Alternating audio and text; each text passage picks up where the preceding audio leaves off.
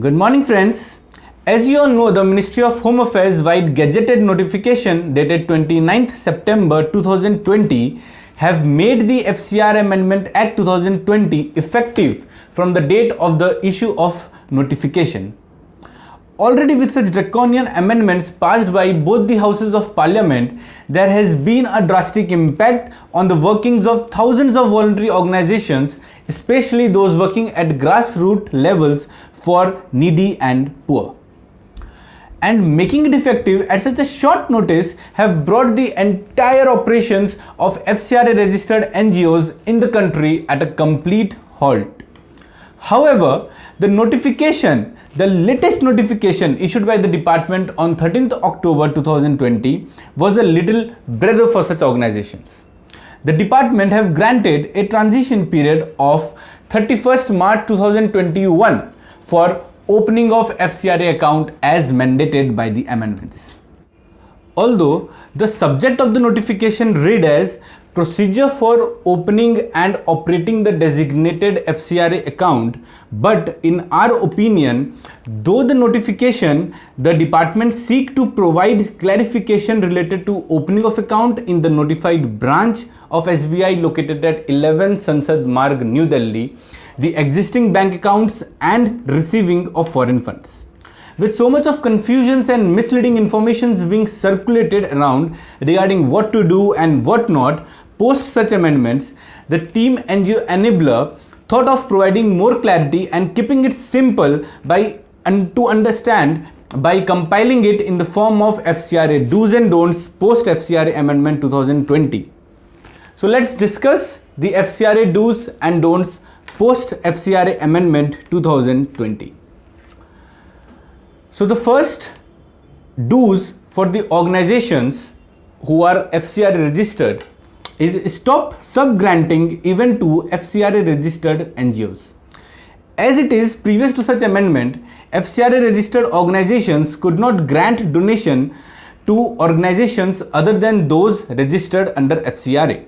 However, with the new amendments in place, such grants now cannot be transferred even to FCRA registered organizations, thereby wiping off the concept of second recipient completely.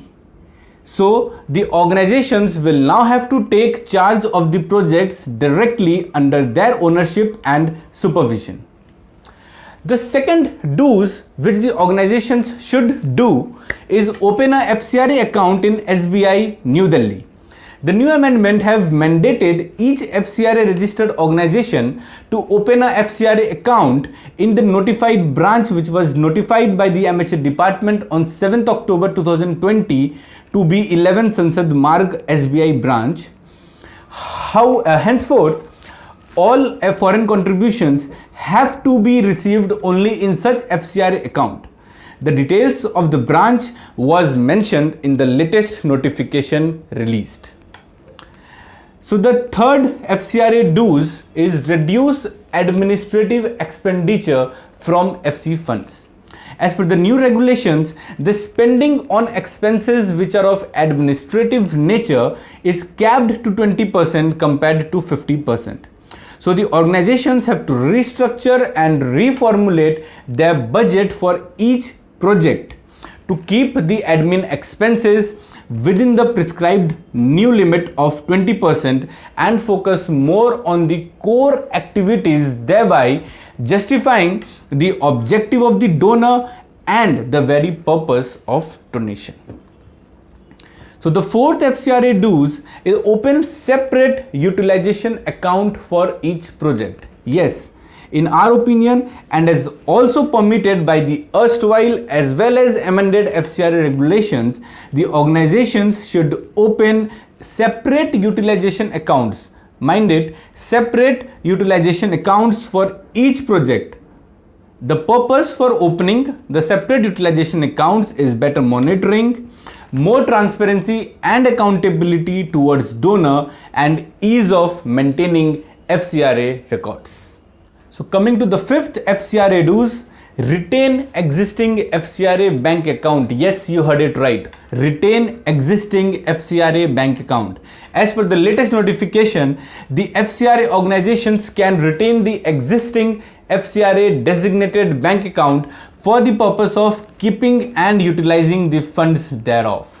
In our opinion too, the FCRA organizations should retain such existing bank accounts so that it will be easier for them to transact and utilize the FCRA funds after transferring the amount from the funds lying in SBI New Delhi to the existing branch which is located in their own city or state. The sixth FCRA do which the organization should keep in mind is be more vigilant in FCRA compliances.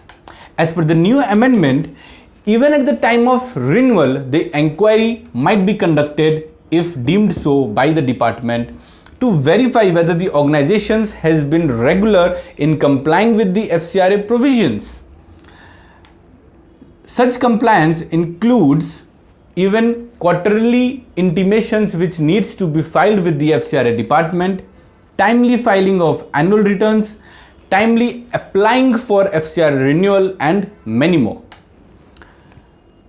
The seventh FCRA do's which the organizations should now do post FCRA Amendment 2020, quoting the Aadhaar of key functionaries. With the amendments, it is now mandatory to quote the Aadhaar number for all the persons on the governing board, office bearers, directors or other key functionaries, and they have to hold a valid Aadhaar card and quote it at the time of application for renewal, registration or prior permission. So the last FCRA do's in our opinion is visiting the FCRA website regularly, and it has been specifically so instructed by the MHA department also in the latest notification dated 13th October. It is specifically mentioned that all the FCRA registered organizations should time and again visit the FCRA portal for latest updates and notifications. Now we shall discuss the FCRA Don'ts. What FCRA registered organizations should avoid post amendment 2020. The first and foremost, subgranting to partner organizations. With the restriction imposed on transferring of foreign funds to any organization, it is clear that the organizations working collaboratively with the partner NGOs should immediately stop transferring funds by the way of subgrants and execute the projects directly, thus taking direct ownership. The second important FCRA don'ts which the organization should avoid is receiving funds in the existing designated bank account. So although as per the latest notification, the FCRA organizations can retain the existing FCRA account but no foreign funds.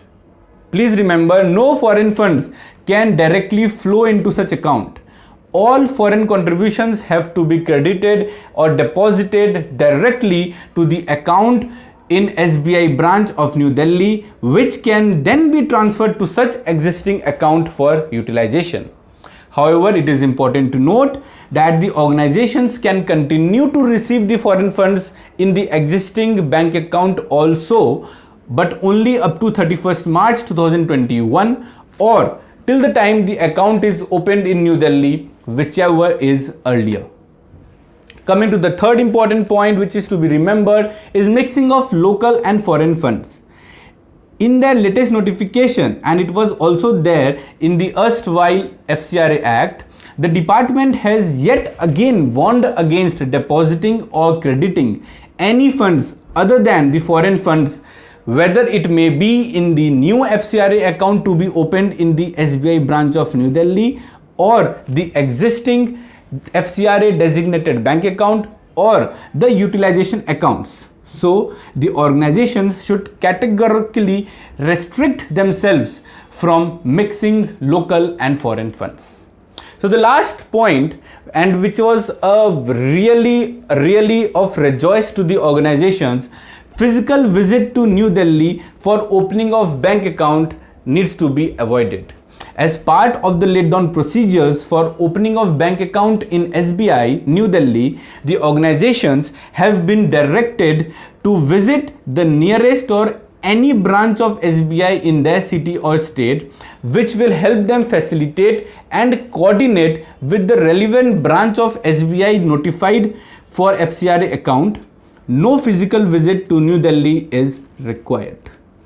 So this was the FCRA do's and don'ts which the organizations should note down post amendment 2020. For any queries, you can mail us or comment below, and for more details you can visit our website or Facebook page. Thank you.